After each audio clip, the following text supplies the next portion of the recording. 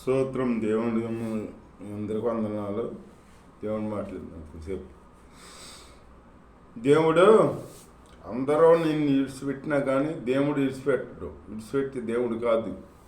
దేవుడు యేసయ్య గొప్ప దేవుడు, ప్రేమ స్వరూపుడు, ప్రేమ కలిగిన దేవుడు, దయగలిగిన దేవుడు. తల్లి మరిచినా తండ్రి విడిచిన బిడ్డమని ఇల్లు బాగా అంటున్నాడు. దావీదు అన్నాడు కదా బైబిల్లో. ఆ దావీదుని అందరూ విడిచిపెట్టేశారు.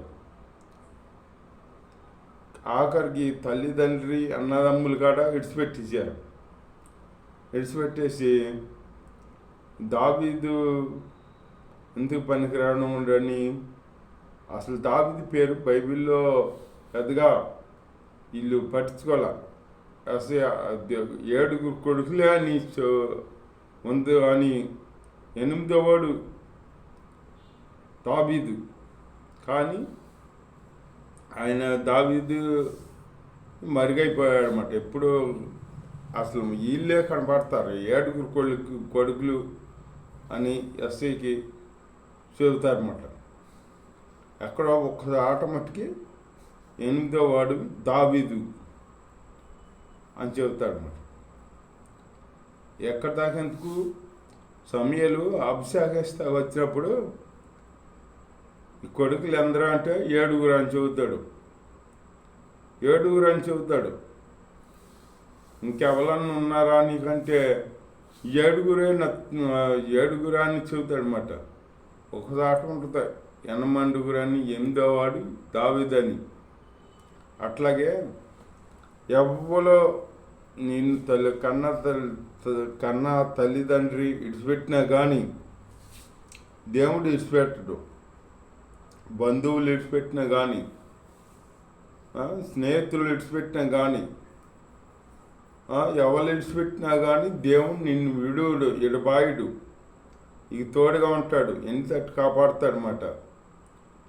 దావీదుని ఎందుకు పనికిరాడని చెప్పేసి అరణ్యంలోకి గొర్రెలు కొని గొర్రెలు మేపుకోమని అరణ్యంలోకి తోలేస్తారన్నమాట. అక్కడ ఈ దావీదు అరణ్యంలో గొర్రెలు మేపుకుంటూ ఉంటాడు అన్నమాట. గొర్రెలు మేపుకుంటా చక్క దేవుడి పాటలు పాడుకుంటాడు అన్నమాట. దేవుడి పాటలు ఎప్పుడు పాడుకుంటా గొర్రెలను అటు తోలి గొర్రెలు అయ్యే మెత్తాయి. చక్క దేవుడు ఎవరో కాసినట్టుగా అయ్యే వంటి ఒక ఎక్కడికి వెళ్ళకుండా దావీదు పాటలు పాడుకుంటాడు అన్నమాట. పాటలు పాడుకుంటుంటే ఈ దావీదుని దేవుడు చూస్తాడనమాట. దేవుడికి నచ్చాడు దావీదు. దేవుడిని నచ్చాడు. ఇట్లా ఉంటా ఇంకా 7 దగ్గర పెట్టుకున్నాడు కదా.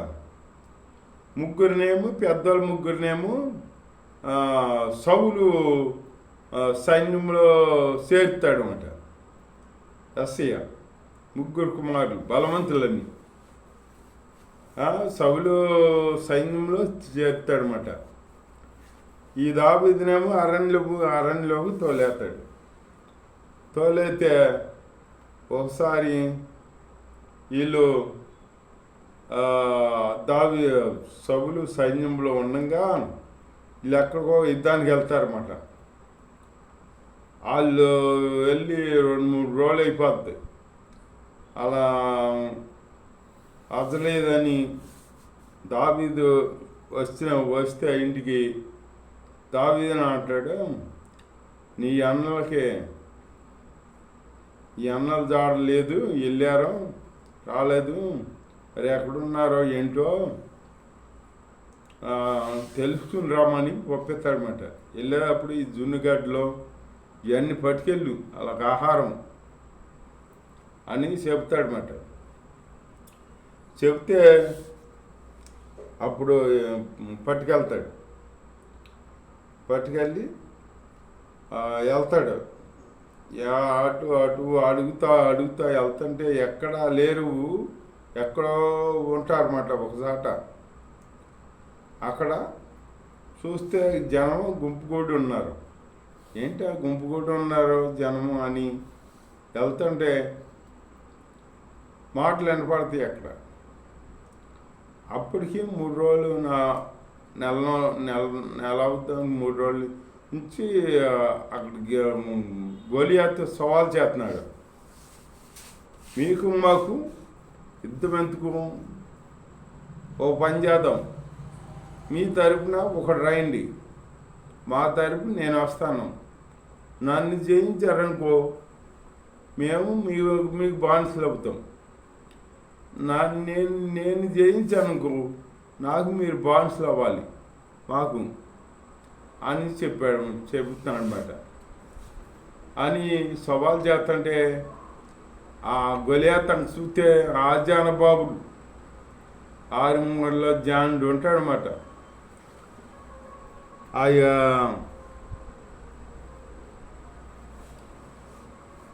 అప్పటికే ఆ గొలియాతు చూస్తేనే జడిసిపోతున్నారు వీళ్ళు. సైన్యం అంతా వణికిపోతున్నారు.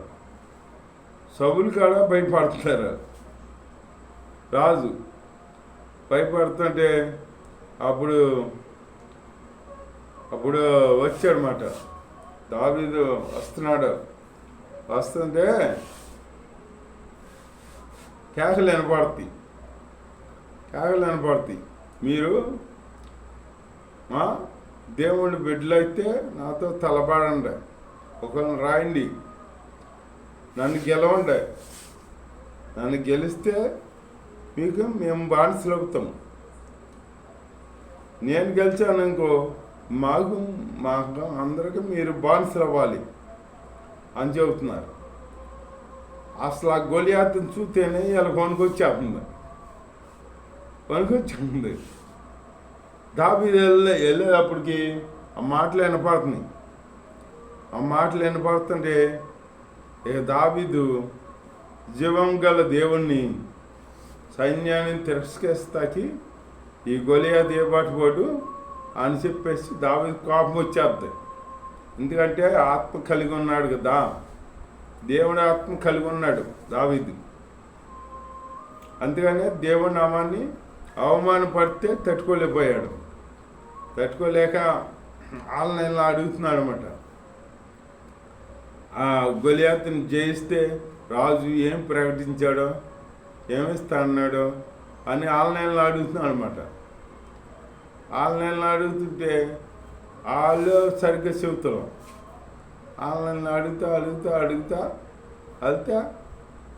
నా దావీదానులు అంటారు, నీకు ఇది ఎందుకు వచ్చావు, ఇచ్చి వెళ్ళిపో, నువ్వు ఈ గొడవ ఎందుకు నీకు, మేమే గడగడలో వణికిపోతుంటే నువ్వేం చేస్తావు అని చెప్పి దావీదుని అంటున్నారు అన్నమాట.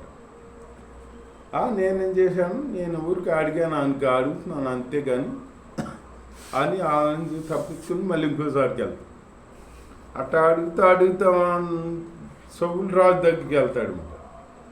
సౌలు రాజు దగ్గరికి తీసుకెళ్తారు.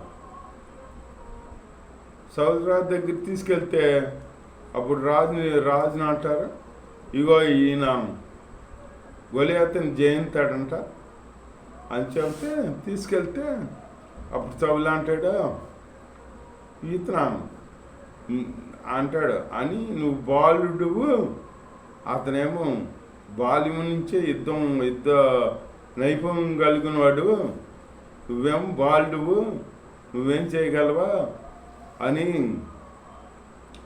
పట్టించుకోవాలి. ముందు పట్టించుకోకపోతే పదే సార్లు అడుగుతుంటే ఇక సర్లే అని నిర్ణయించుకున్నారు.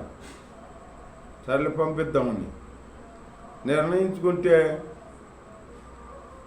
అప్పుడు యుద్ధానికి వెళ్ళే వాళ్ళకి యుద్ధ వస్త్రాలు వేస్తారు కదా, యుద్ధ కవసం ధరించుకుని వెళ్తారు. అట్లాగే ఈ దావీదుకి యుద్ధ వస్త్రాలు ధరించారు. కవసం ధరిస్తే ఆ యుద్ధ వస్త్రాలు వేసుకుని అసలు నడుస్తూ రావట్లా, దావీదు నడుస్తూనే రావట్లా. రాకపోతే అప్పుడు దావీదు అన్నాడు, ఈ యుద్ధ వస్త్రాలు నాకు వాడికి లేదు అని చెప్పేసి అవన్నీ తీసేసి అవన్నీ తీసేసి ఒక వర్షాలు ఇచ్చుకున్నాడు. వర్షాలు ఇచ్చుకుని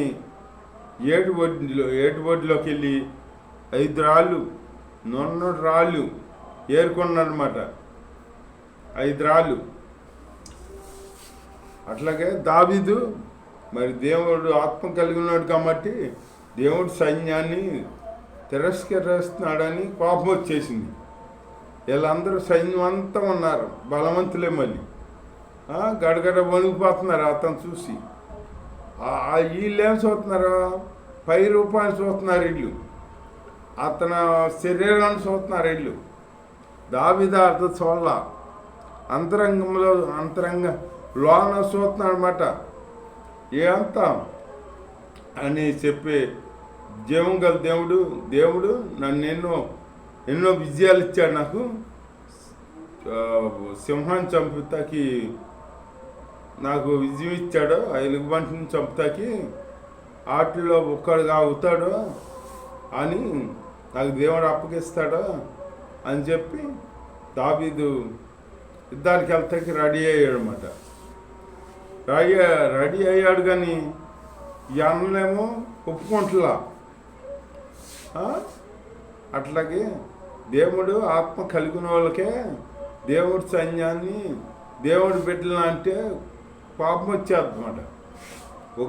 అంతే, ఆత్మ లేకపోతే మనం ఏమి సల్లారిపోయిన వాళ్ళు లేక ఉంటాం అన్నమాట.